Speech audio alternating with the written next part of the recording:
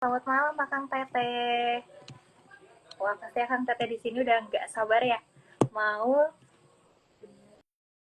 dengar, mau diskusi langsung tentang moderator ini. Oke, selamat malam, Kang Teteh. Ya, sebelumnya izinkan saya memperkenalkan diri terlebih dahulu ya. Perkenalkan, saya Dewa Ayu Puspawadanti dari Protokoler Utama selaku Kepala Divisi Pengembangan Sumber Daya Manusia 2024 yang akan memandu kegiatan kali ini di Catching Up with the Expert.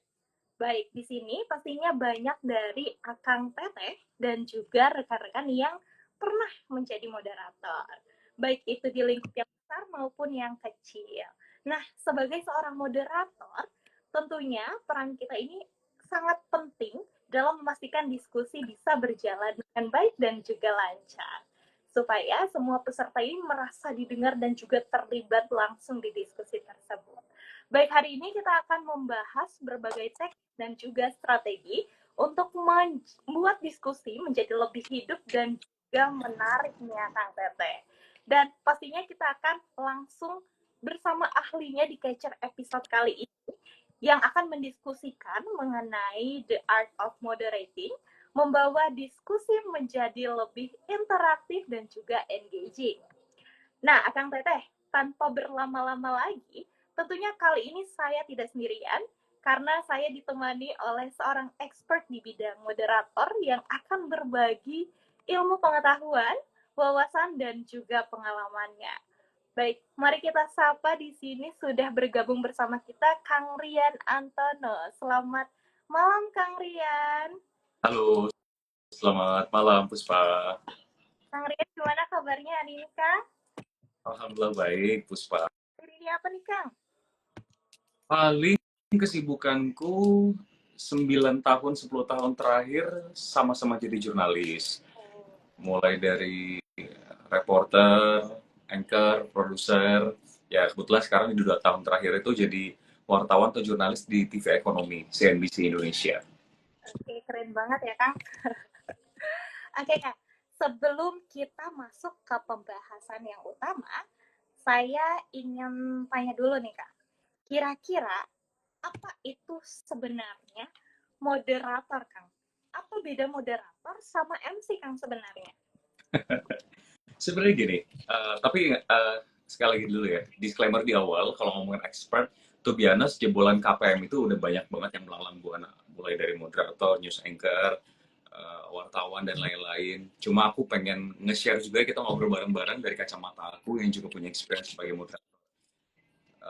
Moderator itu sebenarnya simple tugasnya. Dia itu tugasnya untuk memimpin sebuah panel diskusi mulai dari temanya, informasi yang disampaikan oleh si narasumber sampai ketepatan waktunya. Sebenarnya simple tugas dari moderator, dan yang membedakan antara moderator sama MC itu menurutku beda. Kalau MC itu lebih kepada bagaimana dia ngobrol kepada masyarakat, kepada audiens gitu loh. Tapi kalau si moderator kelihatannya tupoksinya itu lebih pendek dan lebih kecil dibandingkan seorang MC yang MC-nya itu bisa panjang kali lebar, durasinya lebih panjang, dan dia harus bikin soal games. Tapi kalau seorang moderator itu lebih compact, kecil tapi compact, padat. Kenapa? Karena you have to talk with narasumbernya juga, sama kamu juga harus ngobrol sama si audiensnya itu sendiri. Itu sih. Oke, itu bedanya MC dan juga moderator ya, Kak. Iya, Nah, itu dari permukaannya dulu. Nanti kita bahas di belakangan. oke, Kang. Kan tadi udah dijelasin sama Kang ya sedikit mengenai apa itu moderator dan juga bedanya sama MC. Kira-kira Kang, kalau misalnya kita mau mulai jadi moderator, apa aja sih Kang yang perlu dipersiapkan gitu Kang? Yang paling sih, kamu harus tahu nih, untuk menjadi seorang moderator itu, kamu harus tegas. Kenapa? Karena ada banyak banget jenis panel-panel diskusi yang akan kamu handle ketika menjadi moderator. Contoh yang paling sulit menurut saya adalah ketika menjadi moderator debat pilpres, debat pilkada. Kenapa? Karena kalau ngomongin soal tugas dari seorang moderator itu kan adalah ketepatan waktu.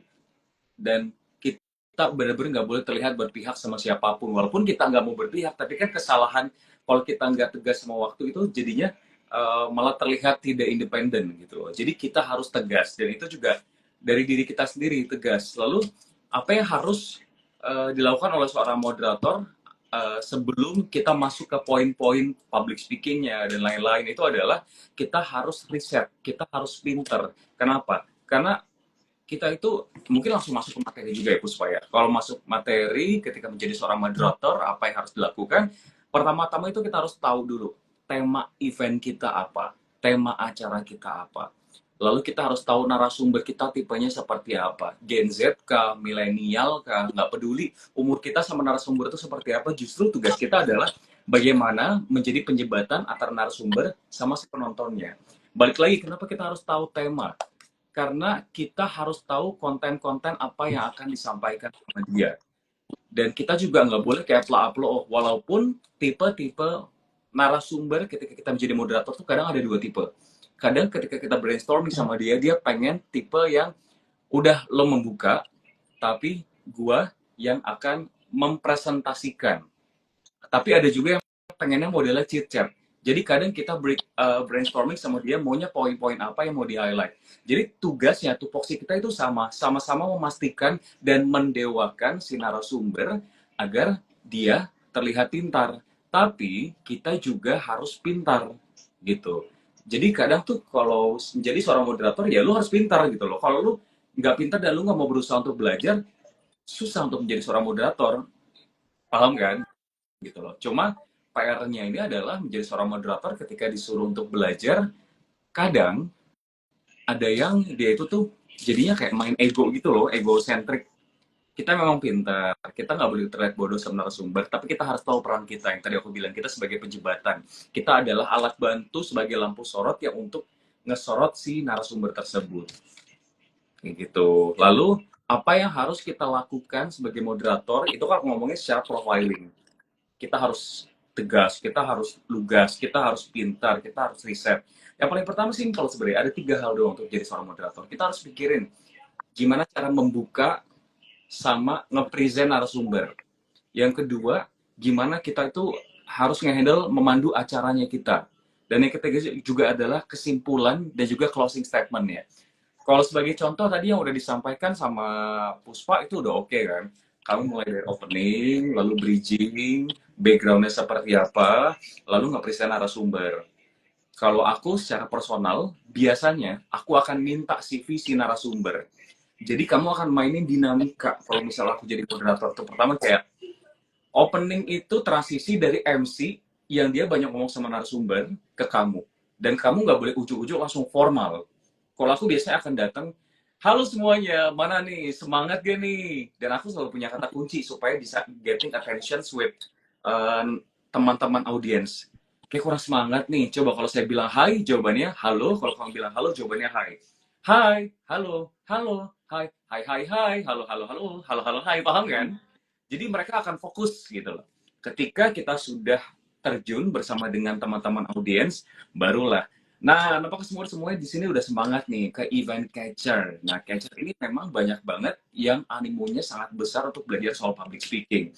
Public speaking banyak yang bilang jebolan KPM itu ada yang jadi news anchor, ada yang jadi MC gigs, atau ya minimal jadi penyiar radio gitu. Tapi ada nih sebuah pekerjaan yang bisa jadi benefit kalau datang ke sini, tapi nggak gitu banyak di highlight, yakni moderator. Masih bingung kan perbedaan moderator ini apa? Nah, sekarang saya akan hadirkan ahlinya. Dia, misalnya aku nge-present diriku sendiri. Beliau ini adalah seorang jurnalis atau wartawan yang punya pengalaman 99 tahun. Kalau kamu pernah lihat di RTV atau MNC atau CNBC Indonesia, nah, kalau gitu berikan tepuk tangan yang meriah untuk Rian Antono. Datang. Itu case kalau cuma satu. Tapi kalau narasumbernya 3, berarti aku akan prefer untuk panggil nama, nunggu dia naik ke atas panggung dulu, salaman. Gimana kabarnya nih? Duduk. Dan narasumber kita yang kedua adalah bla bla bla. Jadi di situ tuh poin yang aku bilang tadi, seorang moderator tupoksinya memang sedikit, tapi gunakan kesempatan itu untuk nunjukin bahwa kamu pintar. Jangan cuma sekedar kayak MC formal. Aku enggak, maksudnya MC formal itu kan dia mainin agem. Jangan cuma kamu baca CV doang, tapi nggak mainin gimana kamu pronouncing untuk nge-highlight si narasumber. Tentunya kamu punya peranan untuk mendewakan si narasumber. Jadi kamu punya tupoksi dan power untuk menunjukkan bahwa narasumber ini expert.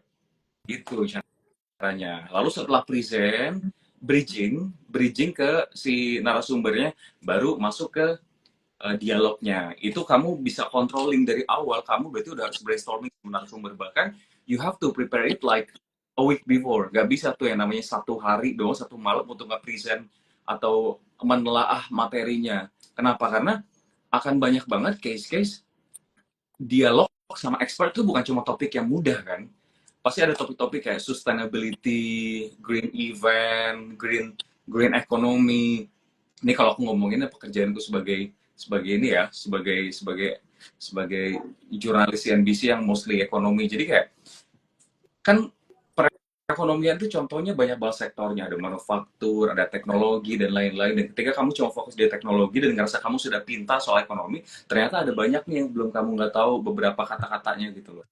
Lalu kamu juga brainstorming sama narasumber, dan ini bagian dari ketika di rundown yang kedua. Karena aku bilang tadi ada 3 hal: opening, memandu acara, sama kesimpulan. Nah, yang tengah-tengahnya ini adalah kamu harus make sure bahwa kalau dia tipe yang modelnya paper presentation, kalau bisa kamu minta kamu mau ngomongin apa, lalu kamu juga PPT boleh saya minta atau enggak, apa yang mau di highlight yang penting-penting. Karena walaupun dia tipenya itu cuma paper presentation, ya you have to make sure bahwa semua poin itu tersampaikan. Karena kan banyak juga human fault atau human error yang kita nggak tahu, dan itulah peran kamu sebagai moderator. Dan ini juga yang bisa kamu masukin ke pointers-pointers atau pertanyaan-pertanyaan. Lalu seorang moderator itu juga kamu harus bisa mendengarkan. Karena banyak moderator yang mungkin cuma nge-present, dialog, bahkan pertanyaan yang ngobrol sama si dialognya kadang tuh cuma dikasih sama si event organizer, divisi acaranya. Padahal itu tuh sebenarnya pointers-pointers payung besar. Payung-payung kecilnya kamu sendiri yang bertanggung jawab dong. Gitu. Makanya kita pilih moderator itu rata-rata kita harus filter dulu nih, bukan cuman model-modelnya yang cuman menyampaikan doang poin-poin di sini. That's why kamu harus riset, that's why kamu harus tahu tupoksi yang akan kamu tanyakan kepada narasumber itu bisa menjawab atau enggak. Jangan pernah dia kesannya bodoh. Dan yang ketiga, nanti masuk ke dalam sesi ketiga, kesimpulan dan juga menutup. Itu tuh kalau aku secara personal biasanya akan menyiapkan pointers-pointers atau pertanyaan-pertanyaan tambahan, karena ketika Q&A itu biasanya, dan kamu kalau Puspa pernah jadi seorang moderator, sering kan gak ada yang mau nanya. Pernah kan? Nah, kalau misalnya ada yang nggak mau nanya, kamu nggak mungkin dong nunjukin kalau si event ini tuh nggak menarik. Jadi kamu akan lempar 1, 2, 3 pertanyaan, tapi pinter ngeles gitu loh, pinter ngeles.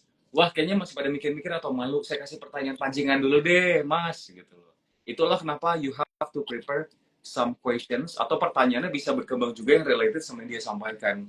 Atau memang basically kamu tuh nggak paham sama apa yang disampaikan, jadi kamu bisa nanya. Lalu closing statement. Simple sih sebenarnya.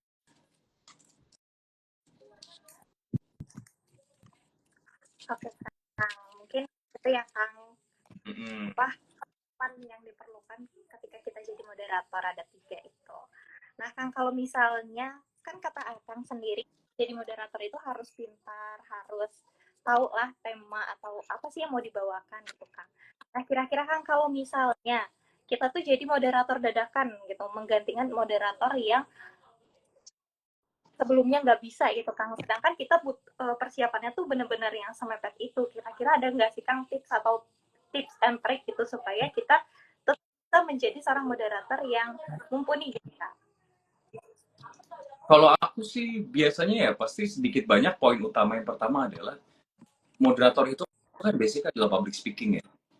Kalau kamu udah biasa ngomong banyak di depan banyak orang, berarti tahu kuncinya apa. Yang penting pede.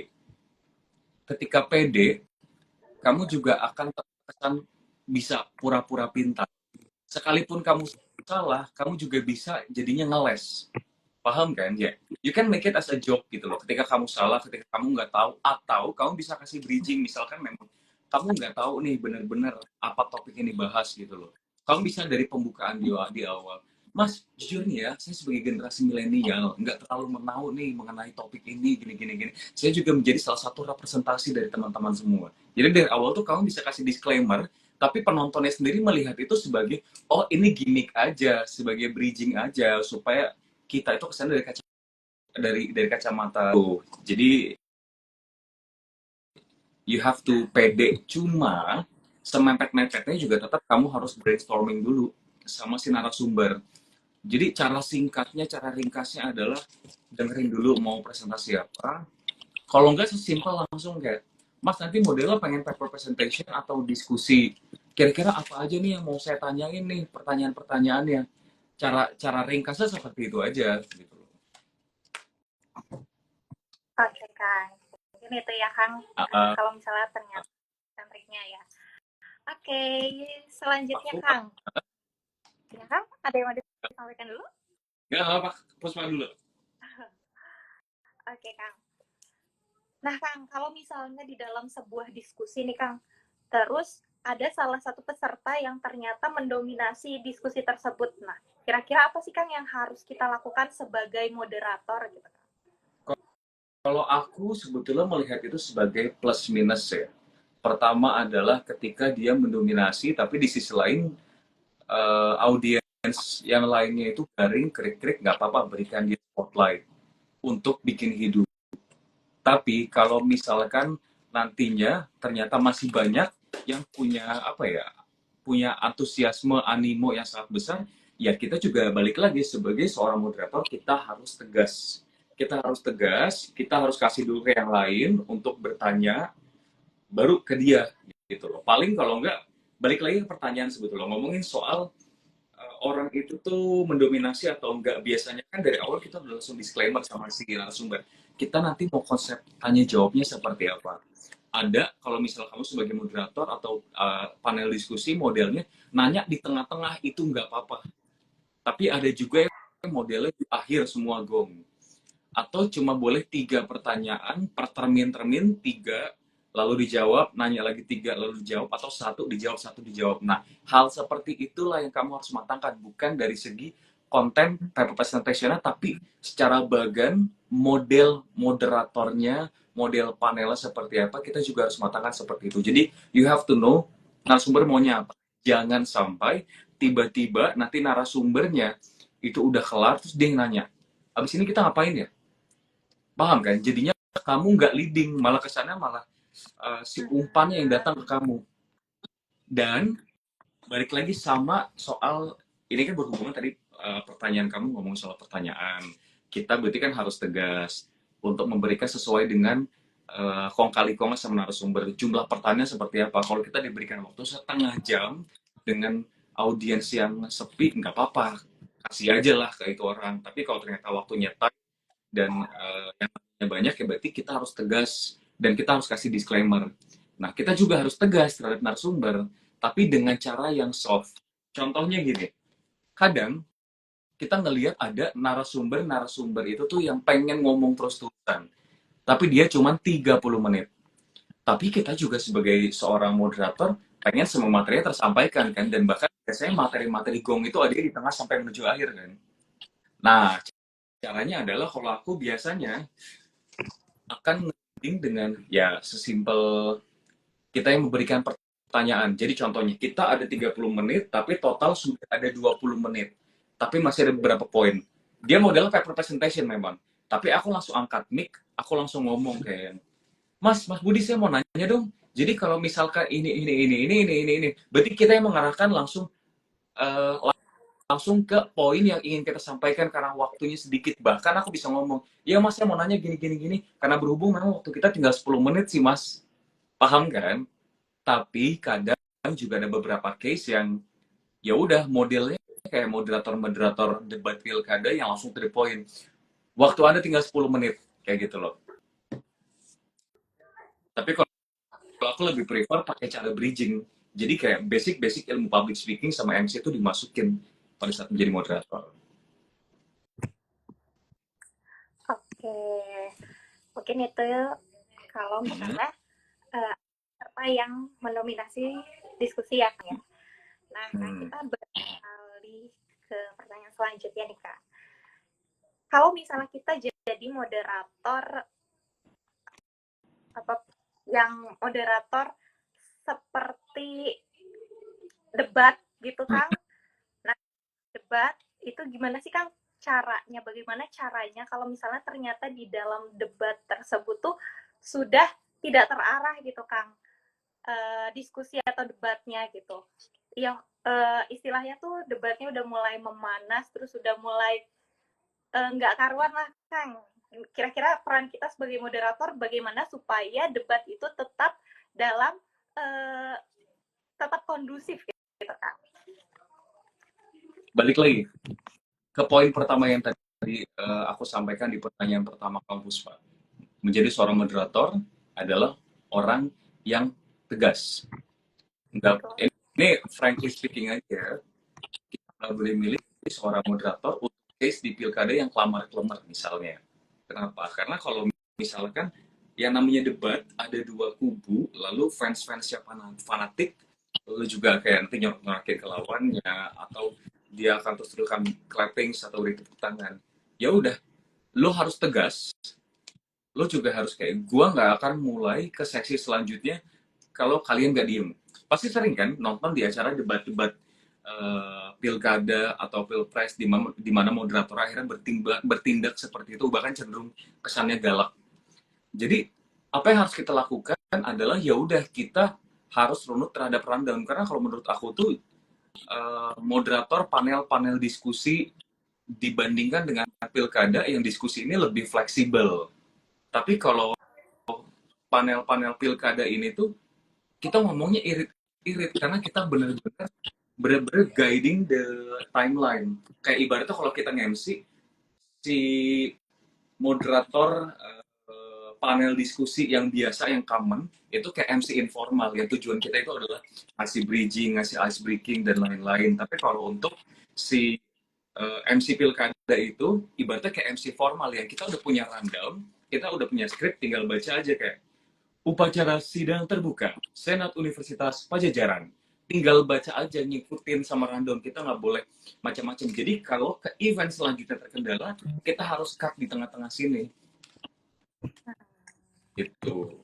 Ya itu berarti aku nggak tahu nih akan ditanyakan atau enggak. Cuma kan balik lagi ya ke tema kalian juga. Bagaimana untuk menjadi seorang moderator itu harus bisa interaktif. Nah itu tuh berarti ya kalian harus tahu lagi si siapa namanya, si audiens kalian, gaya jokes kalian harus bisa masuk, dan kalian harus tahu juga narasumber kalian tuh garing atau enggak. Kalau garing kalian masuknya gimana, itulah yang tadi aku bilang, you have to know audiens kalian sama narasumber kalian.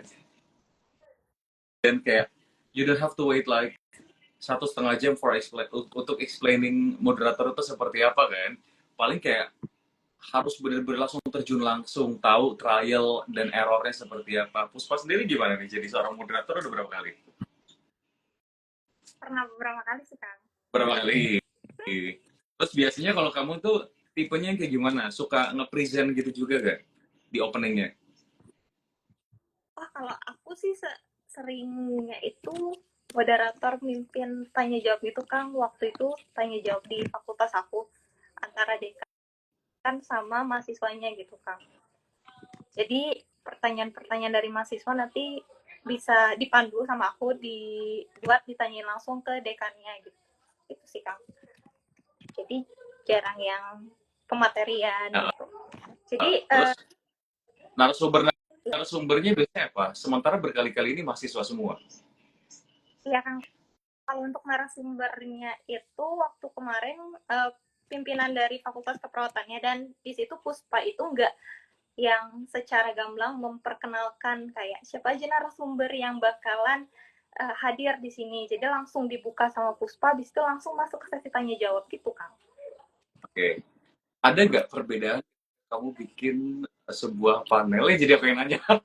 Tapi ini sebagai contoh implementasi nanti di lapangan, ketika menjadi seorang moderator, kamu bukan cuman nge-MC aja, tapi seorang moderator adalah teman diskusi. Tapi kamu nggak boleh punya ego.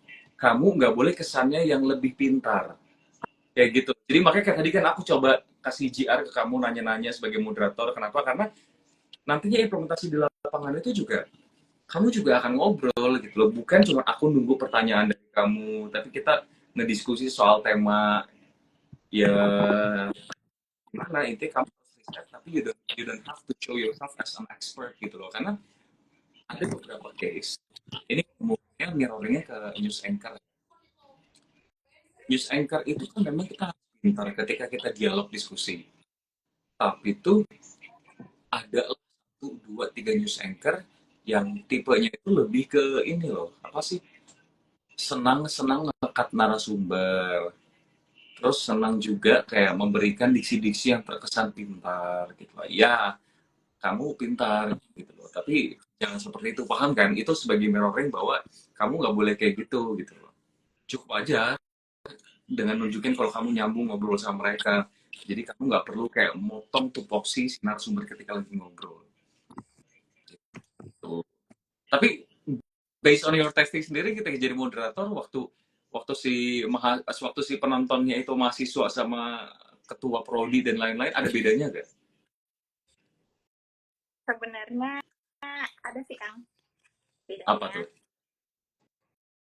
Kalau misalnya uh, memoderatori yang partisipannya itu cuma beneran pure cuma mahasiswa doang, nggak ada petinggi-petinggi dari manapun, tuh rasanya lebih santai, lebih bisa leluasa gitu Kang. Mau ngobrolin apa sih, kata-kata yang keluar tuh lebih santai dan nggak terlalu formal. Sedangkan kalau misalnya ternyata kita harus berhadapan juga sama petinggi-petingginya juga kan Kang, yang jadi narasumbernya, itu agak takut gitu kalau mau ngomong, takut diksi yang kita keluarkan tuh kayak wah kurang berkenan atau kurang pas lah, di atau kurang ya pokoknya kurang lah sama narasumbernya gitu. Dan juga lebih tegang aja sih Kang, kayak takut banget gitu. Perbedaan dari si audiens itu tuh menunjukkan kayak penggunaan tata bahasa kita juga. Tapi somehow dengan menggunakan kata-kata semi formal, yang penting nggak ngomong elu gue, yang penting jokesnya itu tuh mereka bisa masuk di kepala, itu juga masih boleh dipergunakan. Karena tujuan kita adalah bagaimana menghidupkan moderator. Karena mostly kan kita terbebani juga sama tema-tema atau topik-topik yang cukup berat, dan dengan si klien atau narasumbernya juga orang ekspor yang sudah dewasa, lalu juga si penontonnya dewasa, jangan sampai ini acara makin ngantuk gitu. Jadi bisa sih, bisa dibuat dicair lagi. Makanya kan banyak tuh acara-acara gathering ini kalau konsepnya MC, kita bisa sopan tapi kita juga bisa bikin ketawa-tawa. Cuma yang namanya humor atau ketawa somehow itu kan sebuah bakat ya. Kayak nggak semua orang bisa bisa guyon gitu. Cuma kayak mentang-mentang ini acara formal, jangan yang formal banget gitu loh. Itu juga bisa sih. Unless ini acara debat pilpres gitu. Oke. Ayo. Ayah Kang, Puspa punya juga nih Kang, gimana kalau misalnya kita kan sebagai moderator, kadang tadi seperti yang sudah Akang beritahukan, kita bisa bridging, bisa bikin acara tuh lebih fun, bla bla bla gitu kan Kang. Nah, tapi gimana kalau misalnya kita sendiri itu adalah orang yang sebenarnya susah banget basa-basi gitu Kang. Kita orang yang kaku, dan gimana cara kita menarik perhatian dari peserta supaya mereka tuh bisa antusias, bisa lebih uh, tertarik lah sama diskusi atau pematerian yang bakal kita moderatori gitu Kang. Kalau ngomonginnya secara personality, ketika kamu orangnya kaku atau enggak, itu paling ujung-ujungnya solusinya adalah text time sih. Karena percaya atau enggak, pertama kali saya ini kan sekarang tuh bukan cuma moderator, tapi maksudku aku lebih sering MC acara lari kan, running event kan. Tahu kan yang harus cair banget, dan basicnya orangnya itu kebentuk dari sejak masuk KPM itu tuh jadi orang yang formal. Dan kalau ditanya extrovert atau introvert, aku tipe orang yang ambivert. Jadi kadang tuh extrovert sama yang udah kenal, tapi yang belum kenal aku akan introvert, bahkan bisa diem. Dan untuk pura-pura ekstrovert terhadap orang asing itu kadang capek. Tapi kita harus gitu loh. Lama-lama juga awal-awal pasti akan seperti itu. Kayak butuh waktu setahun, akhirnya kamu bisa cair dengan orang-orang yang dikenal. Jadi intinya adalah, pertama kamu kaku, tapi jangan kecewa sama hasilnya. Kadang kan ada orang yang kaku terus ngerasa gagal untuk bisa membawakan sebuah acara, terus dia menyerah, ini kayaknya bukan ranah gue deh. Gitu loh. Intinya adalah terus pede, terus belajar, lama-lama juga bisa. Lalu dari situlah bisa menjadi penjembatan bahwa kamu bisa membuat event itu menjadi seru. Dan yang kedua, balik lagi ke soal tema sih. Kalau yang namanya tema tuh, itu juga tergantung. Kalau temanya memang berat, ya mungkin pecintanya itu juga tipe orang yang serius. Jadi bukan berarti serius itu artinya tidak seru gitu loh. Yang gagal itu misalkan kamu lagi bikin tema bahasan itu yang seru-seru kayak lagi bahas soal e-sport, kamu bahas lagi apa, tapi itu penontonnya pada krik-krik, padahal itu si anak muda semua gitu loh. Itu baru bisa dibilang gagal. Oke, Kak. Sekarang aku mau tanya ke Kang Rian tentang gimana sih Kang cara kita, pasti akan teteh di sini juga pengen tahu gitu, cara kita membangun karir menjadi seorang moderator. Gimana ya? Suratan Tuhan kali ya. Tapi nggak tahu juga sih. Kalau aku tuh balik lagi ada elaborasinya sama KPM. Kalau misalnya kamu tahu dan tanya angkatan aku, tadi di komen tuh ada Anis Alriani dan lain-lain. Kamu percaya atau enggak? Ketika aku masuk KPM, bahkan teman-teman aku sampai aku lulus dari pengurus dari protokol utama itu mereka masih nggak nyangka aku akan bertahan sampai protokol utama. Karena aku dulu itu tipenya adalah tipe orang yang urakan. MC aku pun juga MC non formal dulunya. Jadi pas angkatan aku selama 3,5 tahun, aku rela MC nggak dibayar, gratis. Tapi yang penting aku bisa MC acara gigs kayak di Fakultas Matematika dan IPA ada namanya Blast Tour, entah masih ada atau enggak sekarang. Paham kan? Nah, lalu orang yang urakan masuk KPM, belajarlah dari situ, belajar menjadi seorang MC formal. Dari MC formal, ikutan protokol fair, ikutan MC non formal dulu, lalu ikutan MC formal ternyata lolos masuk ke Bandung TV. Jadi runutannya itu adalah masuk KPM dan belajar, maksudnya belajar menjadi seorang MC formal. Ketika masuk ke KPM dan belajar MC formal, di situ udah mulai belajar juga tuh bagaimana sih menjadi seorang wartawan, terus belajar basic-basic menggunakan bahasa-bahasa yang baku, bahasa yang semi formal, semuanya serba otodidak sih. Kamu bisa gampang sih cari dari YouTube atau apa. Tapi intinya adalah selalu pede dan willing tuh kalau misalnya ada lowongan kosong atau sekarang kayak event-event KPM. Karena event KPM angkatan aku dulu kepengurusan tuh 1,5 tahun ada sekitar 150 program kerja dulu. 50 program kerja selama 1,5 tahun karena mubesnya kita itu dipindahin kalau nggak salah dari tengah tahun jadi awal tahun atau akhir tahun atau vice versa.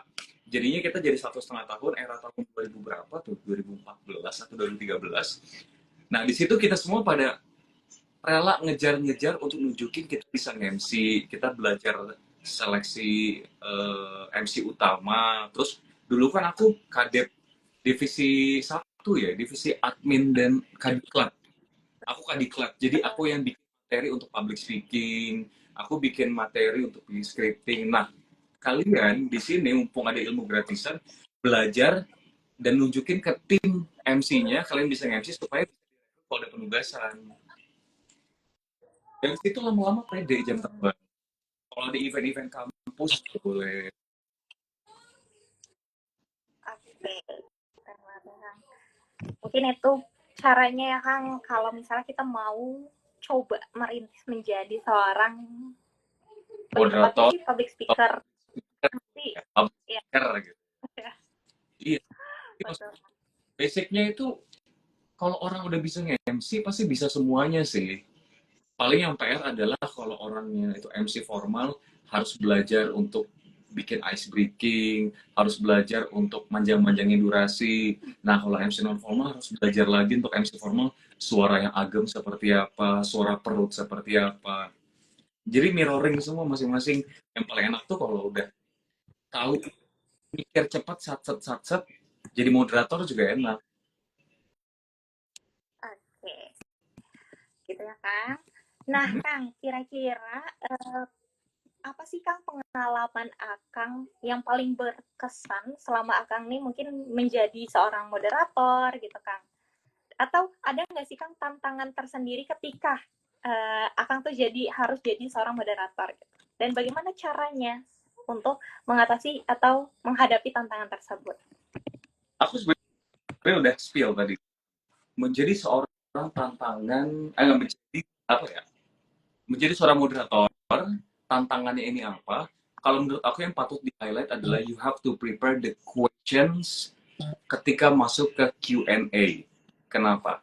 Karena kalian kan pasti akan ngelihat dari awal tuh ditipu sama penonton. Penontonnya manggut, excited, dan lain-lain. Begitu masuk ke question and answer, nggak ada yang mau nanya. Bisa jadi emang nggak tertarik, atau bisa jadi mereka terlalu pemalu untuk bertanya. Tapi kan no matter what happens, itu tuh akan nunjukin bahwa dialog kalian jadinya tidak menarik gitu loh.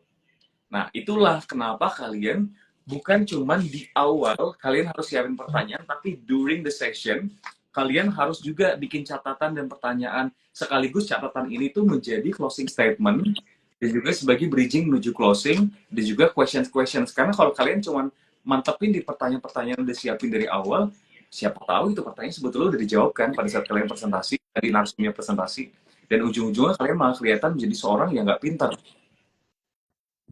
Kayak, lu gimana sih, kan lu yang diskusi tapi kalau lu nggak merhatiin kalau materi udah tersampaikan itu. Jadi menjadi seorang moderator ya basic sih menurutku. Menyenangkan tapi basic, tapi at least kamu jadi arahnya, karena kamu tuh bukan cuma dua arah terhadap audiens, tapi tiga arah jadinya. Bayangin aja ketika kamu lagi diskusi, tapi kamu harus lihat lagi penonton, dan penonton kan dari kiri sampai kanan. Dan itu loh, makanya eye contact kamu juga harus dikontrol baik-baik supaya bikin uh, engagement antara si penonton sama narasumber. Belum lagi kalau narasumber itu super duper introvert. Itu banget sih. Kalau dia super introvert, dia pemalu, kamu tanya dijawabnya sepotong-sepotong, ya berarti kamu harus gali terus. Itulah kenapa kamu harus tahu presentation mereka seperti apa. Kalau si narsum minta kepastiannya. Lagi ya, tadi kita kayak sih. Tadi kamu nanya apa lagi sih? Oh, Tadi pengalaman Kang, mm-mm. pengalaman paling berkesan Kang. Nah, itu sih tadi pengalaman juga sebetulnya. Cuman mungkin kalau studi kasus tadi ada juga pertanyaan dari komentar nih. Aku lihat di komentar tadi Punten Kang Teteh mau nanya tips yang harus dilakukan bagi kita seorang moderator misalnya Q&A memanas karena ada pertanyaan yang sensitif. Ini mungkin kalau misalkan lagi panel biasa karena kan ada yang nanya ya, ya kan? Nah, itu balik lagi. Kita akan tanyakan kepada narasumber, gimana narasumber mau untuk bertanya, untuk menjawabnya atau enggak. Ya udah sesimpel itu sih. Kalau aku nggak ujuk-ujuk langsung kita tanyakan. Kalau emang nggak boleh ya itulah tugasnya moderator sebagai seorang public speaker. Kamu harus ngeles alasannya apa. Kalau misal ternyata itu pertanyaannya di ujung, ya udah tinggal ngeles. Maaf, tapi apakah waktu kita sudah habis? Jadi kalau begitu kita sudahi saja dialog hari ini, kayak gitu. Atau kalau nggak tinggal bilang aja maaf itu bukan jawabannya, bisa dijawab dengan tupoksi narasumber. Sesimpel itu. Mungkin di sini pertanyaannya sudah terjawab ya Teh ya. Mungkin di sini atau Teteh yang bertanya. Oke, kalau gitu kita lihat lagi di sini apakah ada nih dari Akang Teteh yang mau bertanya langsung ke Kang Rian yang udah banyak banget pengalamannya. Tuh, katanya bener, PD itu kuncinya. Sebenarnya kalau ngomongin soal, ini aku berkali-kali ngomongin soal PD. Kenapa? Karena pengalaman MC pertama kali aku, ini MC ya, itu tuh, aku tuh dulu bawel, berisik. Tapi aku nggak ngedrive, nggak setir itu sebagai bakat. Lalu pertama kali go show sebagai MC sendirian. Karena temen aku yang biasa jadi MC itu dia mau nari saman, mau show. Sedangkan ada butuh MC yang presentnya. Aku dikasih mic 5 menit diem aja, malu untuk ngomong. Jadi maksudku tuh adalah berkaca dari pengalaman pertama itu yang gagal banget. Itu keringet jagung basah, bahkan sampai sekarang aku tuh punya kebiasaan kalau mau pasti aku akan mendingan dari 1 jam sebelum atau setengah jam sebelum nyampe panggung aku di belakang panggung. Kenapa? Karena aku butuh waktu untuk kegugupan aku. Jadi yang penting pede, iya pede, tapi pada akhirnya semua orang juga pasti merasakan gugup. Aku yang udah berkali-kali naik ke atas panggung atau di depan layar kaca pun juga pasti akan ada gugup. Tipe-tipe gugup kalau misalnya kamu tahu dikulik sama Melanie Ricardo dan lain-lain, beda-beda. Ada yang bolak-balik ke kamar mandi, ada yang ngerasa kedinginan. Kalau aku tipe yang muka aku langsung berminyak karena keringetan, jagung bulir-bulir. Ada yang sampai harus nyediain air, dia itu muntah. Harus muntah dulu biar nggak gugup, karena dia gugup kan. Jadi maksudku, ketika kamu pernah merasakan kegagalan pertama sampai didamprat sama teman aku, dibilang lu nggak bisa jadi MC, ya udah just keep going. Yang penting kamu tahu error kamu di mana. Berarti selanjutnya kamu belajar untuk error-error ini diminimalisir pada nggak nyoba. Itulah kenapa pede, karena kan aku tuh punya quote sebenarnya, talent is a treasure but more self confidence is the key to open the treasure chest. Percaya gak sih kalau semua orang itu pede, pasti semua orang tuh udah pada jadi penyanyi semua. Ya karena nggak pede gitu doang. Oke. Nah, Kang, kalau misalnya dari Akang sendiri nih, kan tadi Akang udah bilang kalau misalnya Akang tuh ya ada aja gitu nervous-nervousnya kalau misalnya eh apa harus bicara di depan banyak orang atau jadi MC, jadi moderator gitu, Kang. Nah, kira-kira kalau dari Akang sendiri, gimana sih caranya Akang buat mengatasi groginya Akang, nervousnya Akang, barangkali di sini itu jadi tips buat teman-teman yang akan teteh yang nonton di sini. Kalau aku, Pak, biasanya aku akan make sure baik-baik untuk mengantisipasi kegugupan aku dengan otak aku udah terpenuhi dengan materi-materi yang akan disampaikan. Makanya tadi juga aku sebelum ini nih, aku bingung mau nyampein apa 1,5 jam karena basicnya menyampaikan soal moderator itu simple gitu loh. Materinya nggak sepadat itu, nggak kayak news anchor. News anchor bisa dimulai dari belajar suara perut, a, i, u, e, o gitu loh. Sedangkan ini kan ya udah aku bilang tadi tugas kamu cuma 3, membuka dan memberi saya narasumber, tengah-tengahnya handle dialognya, lalu akhirnya kasih closing statement sama Q&A. You have to listen dan lain-lain. Jadi ya, mengantisipasi rasa gugup itu dengan kamu harus, kalau aku masukin dulu materi ke otak. Jadi seenggaknya kamu pede, kamu terlihat pintar. Dan yang kedua, cara aku handle ya udah, aku selalu setengah jam sebelum datang, sebelum ongoing, adaptasi dulu sama lingkungannya, dilihat lagi seperti apa audiensnya, asik atau enggak, sehingga kita punya last minute strategi. Oh berarti preparation yang udah gue siapkan gagal nih karena narasumbernya sama si audiensnya seperti ini. Berarti kita harus putar otak lagi. Jangan pernah jadi orang last minute. Karena aku tahu dong, ini salah satu hal ya yang aku pelajari. Aku nih selalu dipuji sama temen-temen aku nih, aku manusia ETA, Estimation Time Arrival, karena KPM. Jadi KPM ini kan kita harus tepat waktu ya. Jadi siap masuk KPM itu aku bukan orang on time, tapi orang in time. Janjian jam 7, pasti aku datang setengah 7. Jadi, dan itu pun juga aku mendapatkan efeknya. Kenapa? Kita jadi nggak panik, nggak terburu-buru soal makeup, dan kamu bisa adaptasi lingkungan. Gitu. Basicnya, ke topik nervous lagi, ya hal spell sih. Kalau misalkan kamu nervous ngelihat penonton, ya berarti kamu jangan lihat matanya, lihat aja bajunya. Itu hal basic. Tadi kalau aku ngomongin soal nervousnya udah lebih ke core-nya. Nah, ini ada yang bilang, aku nervousnya gerak-gerak badan. Gerak-gerak badan ini kayak gimana? Apakah kamu berdiri terus jadi goyang-goyang gitu? Kalau misalnya case-nya moderator, ya kamu kan duduk. Tapi kalau misalnya tangan gerak-gerak badan, biasanya moderator itu kan kamu mencatat ya.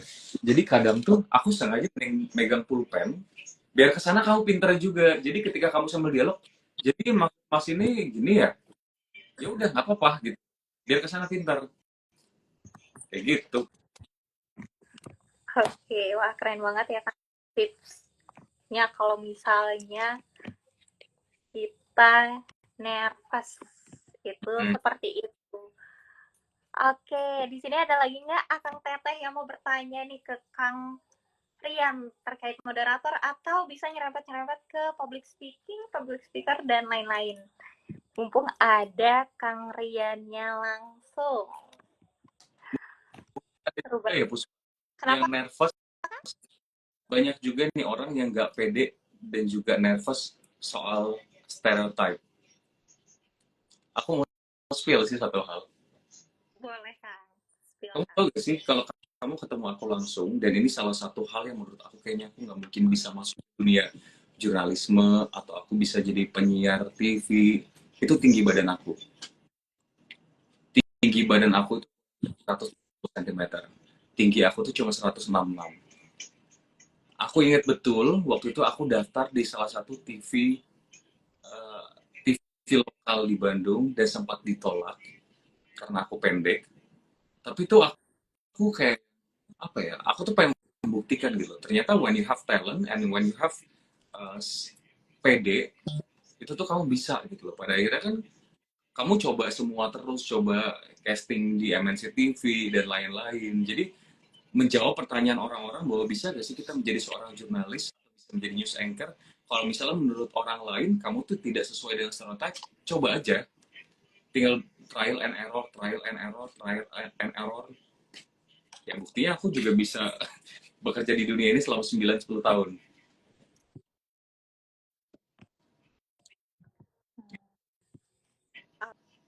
Oke Kang, mungkin kalau itu ya Kang stereo yang mungkin sudah Kang spill. Nah Kang, gimana kalau misalnya uh, kita nih nervous Kang? Hmm.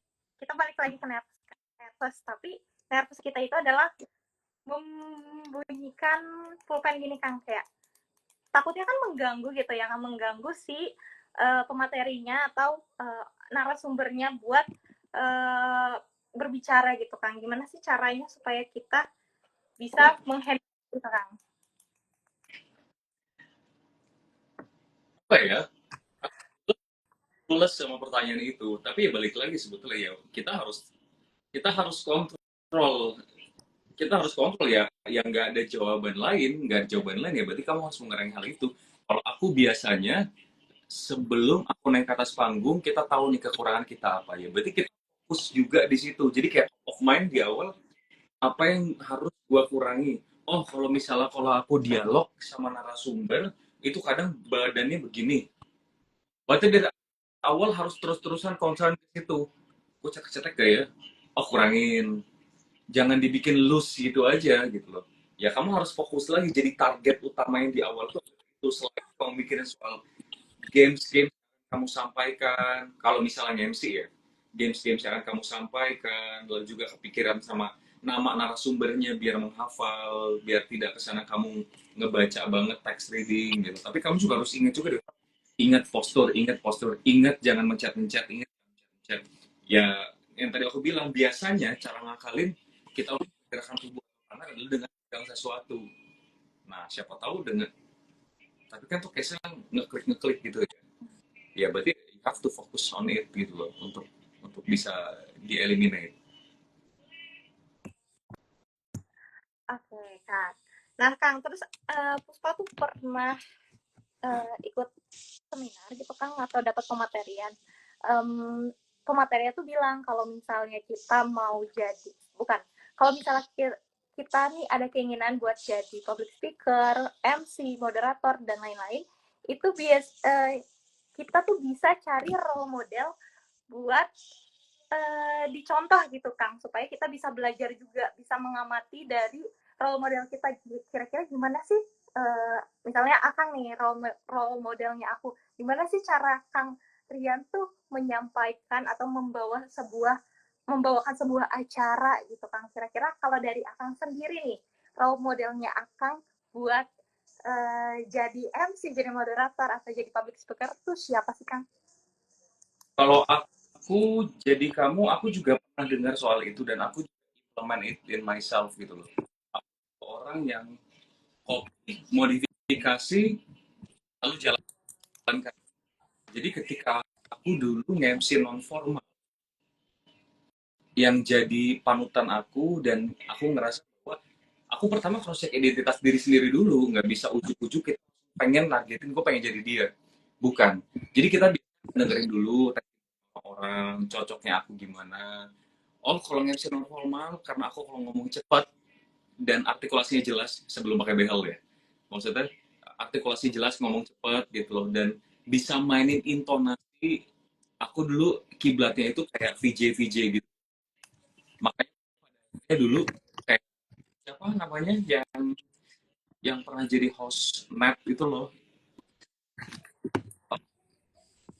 ya itulah kayak gitu ya. Lalu kalau masuk ke formal aku identify lagi nih diri aku sendiri, aku bisa nggak bisa lawak, kan bakat ngelawaknya tadi gitu, tapi gue pembawaannya lebih ke semi formal ketimbang formal. Target aku adalah yang aku copy paste lalu aku modifikasi adalah Coki Sitohang Hmm. kayak gitu. Jadi yang harus kamu ketahui adalah kamu harus tahu dulu kekurangan sama kelebihan kamu. Kalau ngerasa satu hal itu dari kekurangan bisa kamu tutup atau kamu bisa pelajari untuk nge-cover kekurangan kamu, ya silahkan. Lalu dengan target yang ingin kamu tunjukkan. Tapi kalau soal lawak atau lucu, menurutku itu sebuah bakat yang kamu nggak bisa raih kalau kamu nggak bisa ngelawak, paham kan? Jadinya, oh yang paling mendekati dengan gaya gue yang cocok sama identitas gue adalah, oh yaudah Coki Sitohang. Itu cara aku ngetargetinnya. Lalu lambat laun dari starternya di sana, fake it until you make it gitu loh. Kayak no matter what happens, awal-awal ini kalau misalnya kita sebut nama penyanyi Tiara Andini, waktu di Indonesian Idol, mirip gak sama Raisa? Tapi lama-lama kan berubah kan? Berubah kan? Dia jadi punya identitasnya. Yang penting adalah lu maju dulu, lu punya contoh ketimbang lu gak punya contoh karena lu gak ada motivasi. Tapi lama-lama juga lu akan tahu signature lu apa, kelebihan lu apa, itu yang bisa lu. Ini apa nih? Oke. Tanya apa nih? Ada pertanyaan nih Kang dari Teh Isla Isya. Katanya Kang Tuhan izin bertanya, seperti yang Akang bilang, kalau misalnya selera humor itu kan termasuk kemampuan untuk membangun suasana dan gak semua orang bisa nih Kang. Nah, kalau untuk orang yang mungkin gak bisa, kira-kira baiknya gimana ya Kang? Atau baiknya gimana ya Kang? Gitu Kang pertanyaannya dari Teh Aisyah.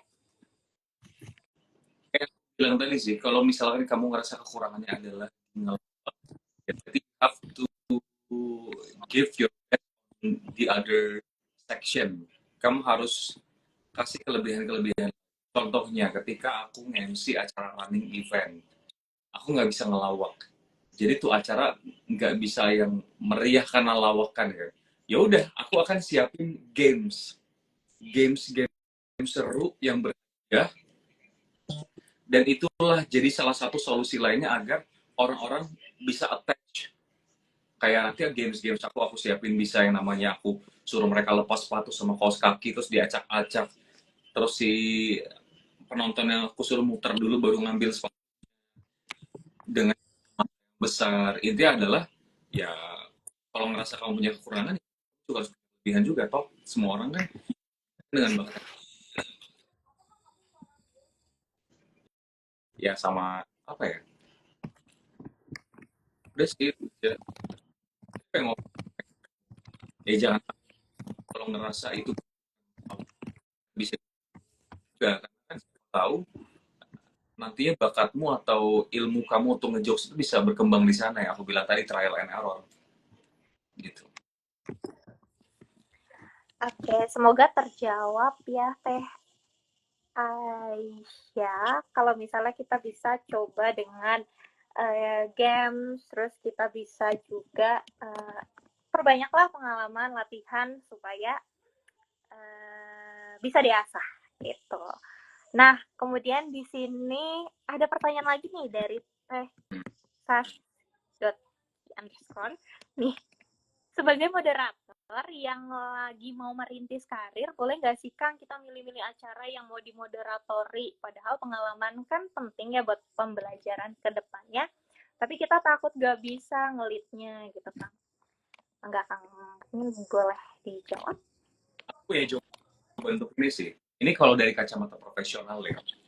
Kalau kan ada event yang tema jauh dari kita dan kita merasa untuk belajar dengan tenggat waktu yang pendek. Ya udah, bukan berarti kita nggak ngambil acara itu tapi kita menyerah, bukan. Tapi kita ngerasa bahwa oh ada orang atau moderator lain yang lebih berhak dan lebih wawasan. Kan kita yang utama adalah bagaimana materi ini tersampaikan ke penonton. Jangan karena kita egois, kita ingin punya dari moderator atau kita ingin tampil di layar kaca, tapi kita nggak bertanggung jawab atas kerja kita supaya si orang berbayar ke acara panel diskusi ini nggak dapat materi. Jadi kita harus tahu dulu kita sanggup, tapi beda case. Kalau misalnya untuk belajar soal tema, ya udah just go on ambil. Nah, case kamu, kalau misalkan kamu di karir, boleh gak sih kita di acara? Menurutku balik lagi ke sanggupan kamu. Kalau misalnya kamu nggak sanggup, ya udah ngalah dulu. Tapi kalau tekad kamu besar, kayak pengalamanku yang aku bilang, ya udah ambil aja, tinggal belajar. Kalau nggak ngerti, hari H brainstorming. Pak, saya anak baru, saya nggak paham, ini bla bla bla bla, hitung-hitung, kamu join panel panelnya tapi nggak berbayar kan? Gitu. Mungkin itu jawabannya ya Teh Saski, semoga terjawab pertanyaannya. Oke, apa di sini dari Akang Teteh ada lagi yang ingin ditanyakan? Ayo bertanya mumpung ada Kang Rian. Karena kapan lagi gitu ya kita bisa nanya-nanya langsung ke Kang Rian. Oke, Yes, sambil kita ya Kang? moderator tuh ya udah simple gitu aja gitu loh. Makanya kayak 1,5 jam apa yang mau dikulik dari moderator ya. Basicnya sama aja sebetulnya pertanyaannya dengan public speaking pada umumnya. Paling yang aku bisa jelaskan itu tadi compact atau dagingnya itu di 30 sampai 40 menit pertama tadi yang aku bilang soal lo harus tahu tupoksinya itu ada 3 hal. Lo harus tahu bagannya seperti apa, harus tahu seleranya seperti apa, mau dia pakai presentation atau apa. You have to tackle agar materi-materinya nggak keluar, bisa keluar dengan cara download atau terima si paper presentation. Ya sisanya balik lagi kita question and answer nih 11-12 sama public speaking. Tips menjaga body language kah saat menjadi moderator? Sama kayak pas cetek, ya kan? Kalau cetek-cetek mungkin terlalu detail ya. Berarti cetek-cetek kita harus fokus dari awal on page. Pikiran kekurangan kita adalah si cetek-cetek pulpen. Berarti selain kita fokus ke narasumber dan dengerin materinya, kita juga harus fokus jangan. Nanti lambat aku bilang fake it until you make it, you bisa gitu loh. Tapi kalau menjaga body language kah saat menjadi moderator, problemnya apa? Terlalu banyak goyang-goyang kah? Atau apa? Kalau misalnya tangannya terlalu ngalor ngidul, biasanya kalau aku pertama adalah ya udah tangan kiri pegang cue card, tangan kanan pegang mikrofon. Dengan kayak gitu, itu biasanya udah otomatis tangan ini berarti kan sudah kayak handle. Kalau misalnya enggak, kamu pakai tadi itu agar bisa body movement kamu. Zaman KPM aku diajarin kayak gitu so.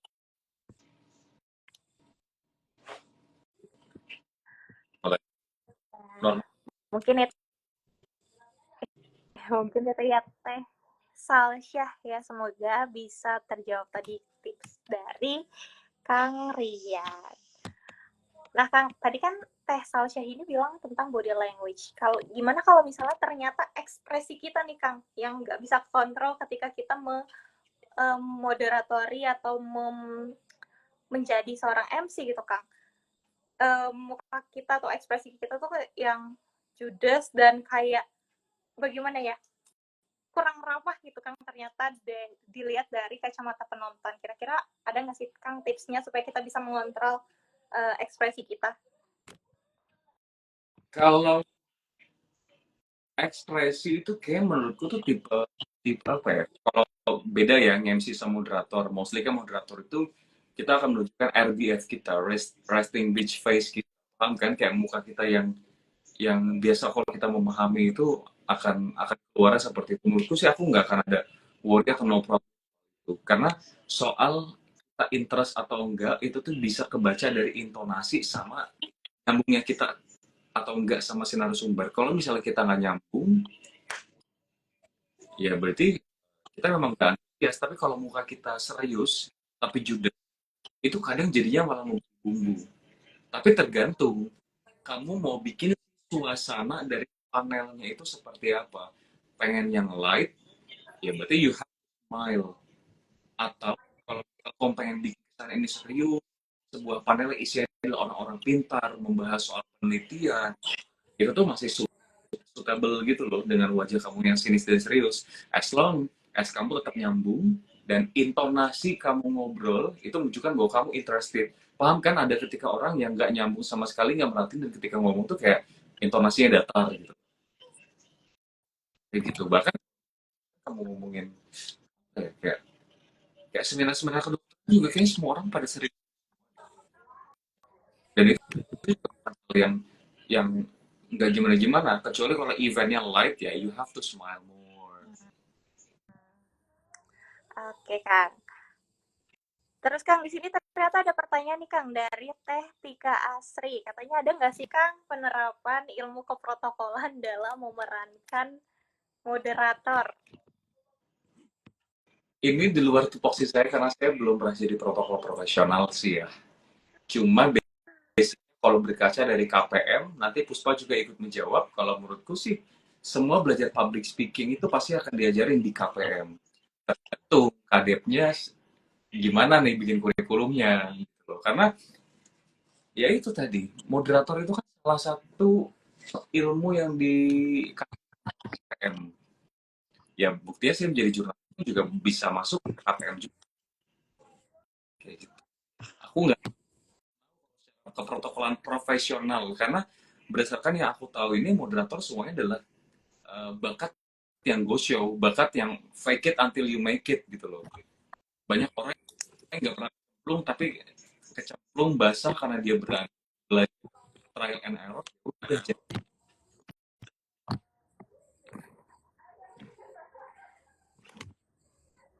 Oke, mungkin itu Teh Tika Asri. Jawaban dari Kang Rian, peneromu keprotokolan dalam memerankan moderator. Apa Seperti yang itu ya. Kenapa Kang? buktikan? Iya, Teh Tika nih kayaknya dari KPM ya? Iya, sepertinya iya Kang. Nah, cara coba sama KPM, makan adiklatnya, kadip departemen divisi satunya, ada gak pelatihannya? Pelatihan keprotokolan ya Kang. Kalau misalnya keprotokolan tuh biasanya disampaikannya materinya tuh ketika AKU 1 itu pasti disampaikan. Terus waktu ekspektasi juga kita sempat diberikan materi mengenai dasar-dasar keprotokolan gitu Kang. Cuman kalau untuk dispesifikin ke arah moderator itu sejauh ini sih belum ada. Kayaknya bisa dijadikan inovasi untuk kepengurusan tahun depan nih kayaknya Kang. Moderator tarik benang merahnya bukan mau ke protokolan sih, lebih ke public speaking kan. Ya memang seperti itu, public speaking ranahnya. Karena kalau ke protokolan itu kan 3T, tata penghormatan, tata upacara, tata duduk. Nanti kalian akan belajar di kasus di kertas-kertas sama tamu-tamu undang, lalu kalian akan nyusun-nyusun gitu kan biasanya matesnya. Kalau aku dulu gitu, jadi di kasus nih, lalu ada beberapa kursi, lalu ada bendera juga, tamu undangannya ini adalah siapa siapa siapa, hostnya siapa, ini siapa. Jadi kita akan taruh posisi bendera menyilang atau kanan kiri. Nah, hostnya siapa, negara mana atau dari kampus mana, posisi tempat duduknya juga, spouse siapa, ini siapa, dulu kita latihannya kayak gitu. Oke Kang. Terus sebenarnya kita tuh juga ada ini loh Kang, ada latihan rutin tim MC. Jadi tahun ini tuh kita ada latihan rutin tim MC, dan kemarin sempat juga dibahas sedikit tentang moderator, dan sekarang ini diperdalam lagi oleh Kang Rian tentang moderator ini. Oke, mungkin di sini ada pertanyaan nih Kang lagi dari Teh Salsyah ya. Nyambung dari body language yang tadi, menjaga postur tegak pasti capek kalau nggak terbiasa. Case-nya ini sebenarnya tadi Kak, mungkin ada saran nggak sih dari Kang Rian kalau misalnya kita tuh nggak terbiasa buat tegak ketika menjadi seorang moderator?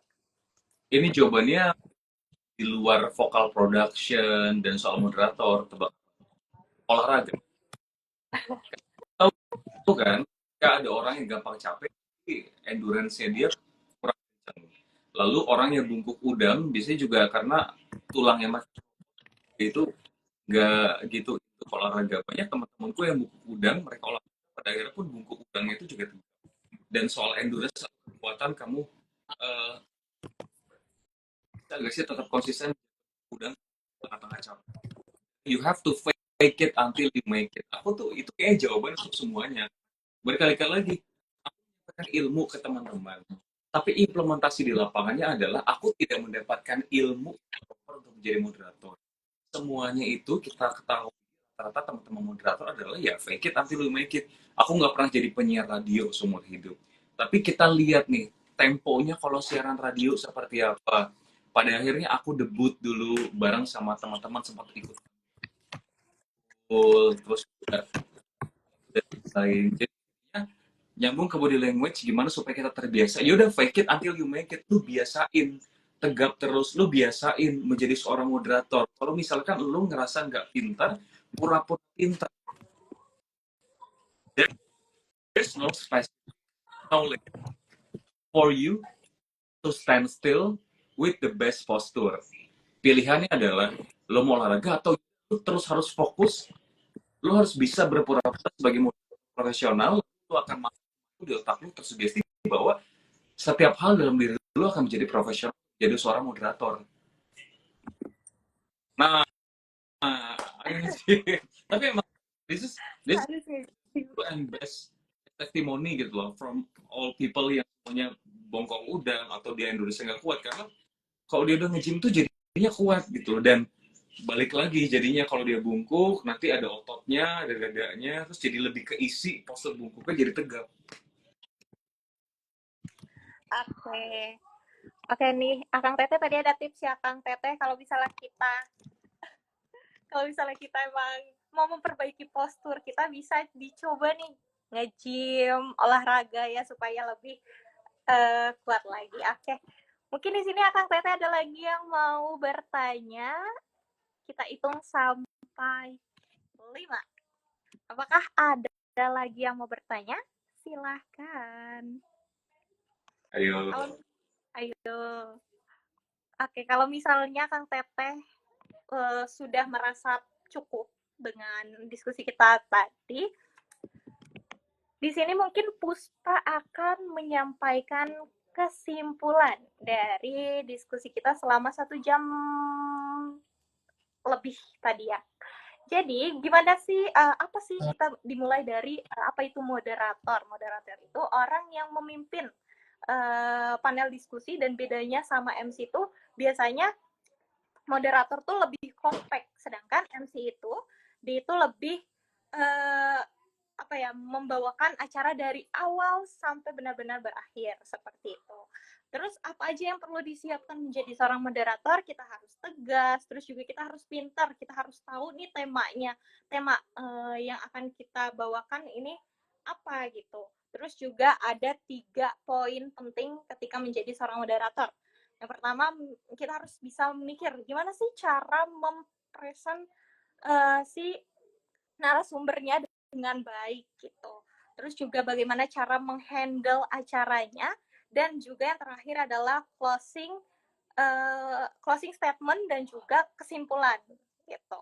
Terus tadi udah banyak banget tips and trick dari Kang Rian, mulai dari cara bridging, kemudian cara mencairkan suasana gimana, dan juga sampai ke body language, ekspresi, dan juga postur gitu. Wah, keren banget. Di sini juga ada Kak Zahra, sampai nggak bisa kemana-mana karena nggak mau ketinggalan materinya Kang Rian. Wah, keren banget. Oke, mungkin di sini ada closing statement dari Kang Rian. Mangga Kang Rian, bisa disampaikan closing statement-nya. Aku hidup dan jadi sekarang ini dengan dua quotes yang aku lihat sendiri. Ada adalah ini aku bilang tadi, talent treasure but more self confidence is a key to open the treasure chest. Intinya adalah ya, bakat pasti banyak di mana-mana, tapi dia nggak bisa jadi apa-apa. Tapi bisa jadi apa-apa karena pede. Jadi lu akan explore bakat lu dengan pede. Nggak usah mikir dari sekarang lu bukan apa-apa, lu nggak cocok jadi moderator, lu nggak cocok jadi news anchor. Yang penting pede aja pada akhirnya aja. Kalau sama semuanya sampaikan soal body language dan lain-lain, make it until you make it. Udah, simpel itu aja. Jadi itulah yang bikin jadi kuncian kita akan going on di rute yang Oke, hatur nuhun Kang Rian, closing statement-nya sangat bagus ya Kang ya. Nah, mungkin di sini Akang Tete dan rekan-rekan, untuk topik diskusi kita ini pastinya sangat menarik, dan semoga dengan diskusi kita kali ini Akang Tete tuh jadi tahu gitu ya apa saja yang harus dipersiapkan ketika menjadi moderator, dan juga Akang Tete ini bisa pede, bisa lebih pede buat memulai menjadi seorang moderator atau public speaker mungkin gitu. Nah, tentunya di sini akan banyak informasi menarik lagi yang akan sangat bermanfaat seputar keprotokolan, Master of Ceremony, dan juga event organizing hanya di sosial media @premunpad dan website www.kpmunpad.ic.id. Nah, mungkin hatur nuhun ya Kang Rian sudah mau meluangkan waktunya untuk diskusi. Semoga Kang Rian sehat selalu dan selalu diberikan kemudahan gitu ya Kang dalam menjalankan kegiatan Akang sehari-hari. Hatur nuhun pisan ya Kak. Kalau gitu saya Dewa Puspa dari Protokol sama Kang Rian Antono pamit undur diri. Sekian dan sampai jumpa di episode kecet selanjutnya. Hatur nuhun Kang